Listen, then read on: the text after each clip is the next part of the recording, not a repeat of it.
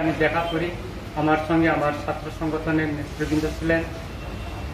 বিকালে আমি যখন করার পর আমি অভয়নগর যেটা ব্রিজের সামনে যখন যাই, তখন মানুষের অনেক দুঃখের কথা আমি শুনেছি। বাঙালি যারা ব্যবসায়ী করছেন তারাও বলছে, স্যার আমাদের কোনো স্থায়ী ঠিকানা নাই। যারা আমাদের চিপরাসা ব্যবসায়ী করছেন তাদেরও বললো যে আমাদের কোনো নাই।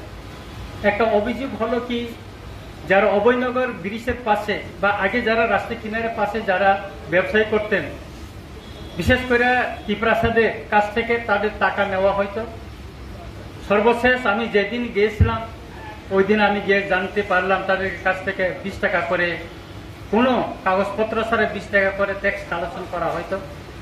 বিষয়টা আমি সব ব্যবসায়ীর কাছ থেকে আমি শুনেছি। কিছু কিছু ব্যবসায়ী সে কথাটা খুলে বলেনি, হয়তো ভবিষ্যতে তারা ব্যবসা করতে পারবে কিনা এই কথাটা বললে সেজন্য অনেকে বলেনি।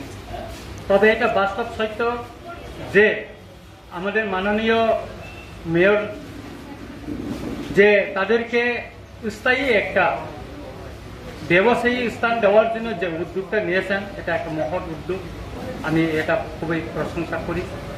তবে একটা অনুরোধ থাকবো ওনার নিকট এবং মাননীয় মন্ত্রীর নিকট একটা অনুরোধ থাকবো, ও যে অভয়নগরের ব্রিজের পাশে একটা কনস্ট্রাকশন হচ্ছে, যেটা আমি শুনেছি এটা জলের একটা কনস্ট্রাকশন, খুব বড় কনস্ট্রাকশন হচ্ছে। সে উপরে যেটা ঘরটা থাকবে সে উপরে একটা মার্কেট, খোলা মার্কেট করা যায় কিনা সেটা আপনাকে বিবেচনা রাখার জন্য আমার বিনীত অনুরোধ থাকলো।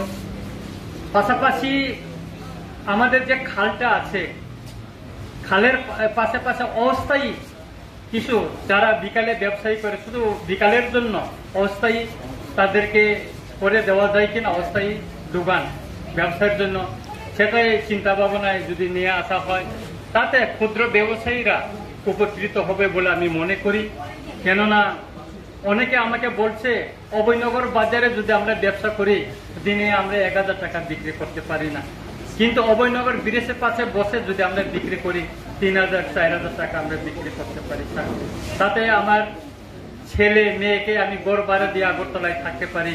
সেই অম্পি থেকে নিয়ে আসার পরে আমি সবটা তাদের সঙ্গে আবার পরবর্তী সময় আমি অনেক ব্যবসায়ীর সঙ্গে কথা বলেছি, আমি তাদেরকে বুঝিয়েছি, দেখো তোমরা যেখানে বসছো এটা অস্থায়ী, যে কোনো সময় গভর্নমেন্ট তোমাদেরকে উঠাই দিতে পারে, কিন্তু তোমাদেরকে পার্মানেন্ট যদি একটা অ্যালটমেন্ট দেওয়া যায় এটা কেউ ছিনে নিতে পারবে না। আমি এই যে ডন বস্কো স্কুলের সামনে, অক্সিলিয়াম স্কুলের সামনে, এই যে লেক চমনি বাজারে অনেক ব্যবসায়ী, ক্ষুদ্র ক্ষুদ্র ব্যবসায়ীর কথা বলেছি। কোনো সময় আমি নিজেও বাজারে যাই, তখন তারা বলছে যে আমরা এখানে টাকা দিয়ে এই একটু দোকান করাতেই জায়গা পেয়েছি, এটা স্থায়ী না। তাই ডন বস্কোর সামনে বললো আজকে এখানে যে পাহাড়ি চিপরাসারা আয়া দোকান ব্যবসা করছে, পরের দিন একজন বাঙালি এসে ওটা দখল করে বসে আছে, সেখানে কিছু করতে পারে না, বলে না এটা আমার জায়গা, আমি আগে থেকে ব্যবসা করছি।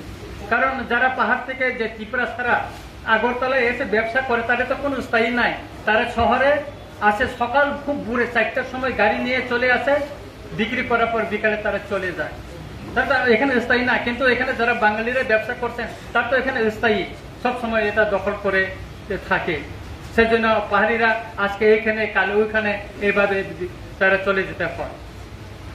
বিষয়টা যদি আমাদের মিউনিসিপ্যালিটি কাউন্সিল থেকে যদি পার্মানেন্টলি অ্যালটমেন্ট মতন একটা কাগজ দিয়ে যদি তাদেরকে দোকানের একটা যত মিটার হোক বা যত ফুট হোক দিয়ে যদি একটা সামান্য একটা কাগজ তাদেরকে পার্মানেন্ট, তাদের যে ওই নামে যে ব্যক্তিটা ওই দোকানটা পেয়েছে সেরকম একটা কিছু যদি দেওয়া যায় লাইসেন্সের মতন, তাহলে এটা সত্যিভাবে তাতে কেউ দখল করতে পারবে না বলে আমি মনে করি। আর অভয়নগর বাজারে যেটা বড় মার্কেট হচ্ছে, আমি শুনেছি আমাদের যে হিরালাল বাবু বলেছেন যে এটা বড় মার্কেট হবে, উনি ঘুরে দেখাবেন, এখানে 3 কানের উপর জমি রয়েছে, এটা তো ভালো হবে, এখানে চিপরাসা বাঙালিরা সবাই মিলে এখানে ব্যবসা করুক, পার্মানেন্ট একটা সবার ঠাই হোক, সেটা আমি চাই, আমরা সবাই চাই।